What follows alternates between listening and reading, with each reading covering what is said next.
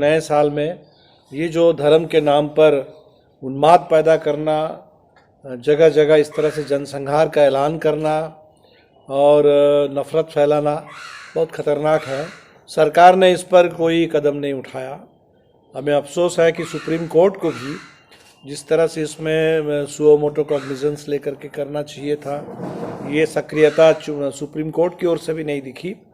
लेकिन जनता के स्तर पर निश्चित तौर पर इसके खिलाफ भी एक मजबूत जनादेश चुनाव में आएगा कि धर्म के नाम पर ये जनसंहार, ये नफ़रत फैलाना ये मंजूर नहीं है।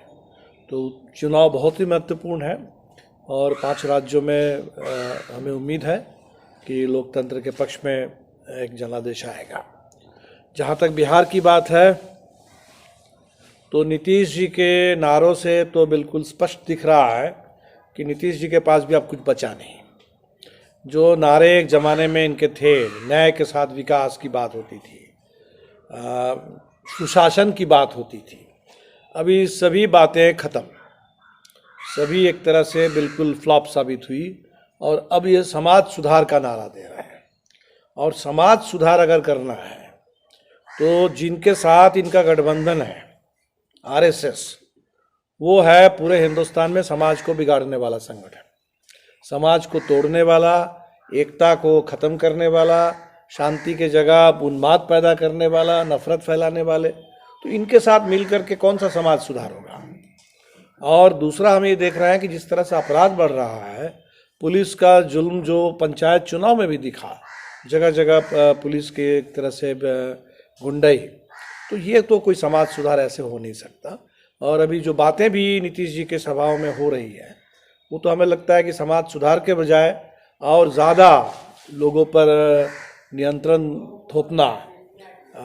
जहाँ एक तरफ बिहार में बच्चों के लिए, महिलाओं के लिए, लड़कियों के लिए, छात्रों के लिए हमें और ज़्यादा अधिकार चाहिए, सरकार की ओर से घोषणाएं हुई है लेकिन चीज़ें लागू बहुत कम हुई है। तो इन सवालों को लेकर के हम लोग लड़ेंगे। मोदी जी अभी पंजाब के दौरे पर गए थे और जिस तरह से उन्होंने पंजाब को बदनाम किया, तो पंजाब के लोग बहुत दुखी हैं।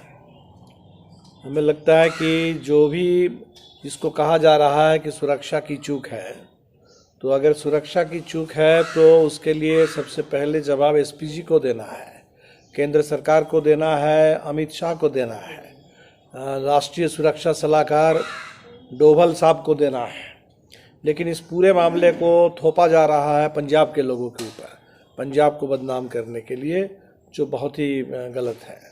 और एक प्रधानमंत्री अगर इस तरह से बयान देते हैं कि थैंक यू कह देना, मैं जिंदा लौट आया हूँ, तो ये तो हमें लगता है कि इससे ज़्यादा बचकाना कोई बयान किसी प्रधानमंत्री का और कुछ नहीं हो सकता।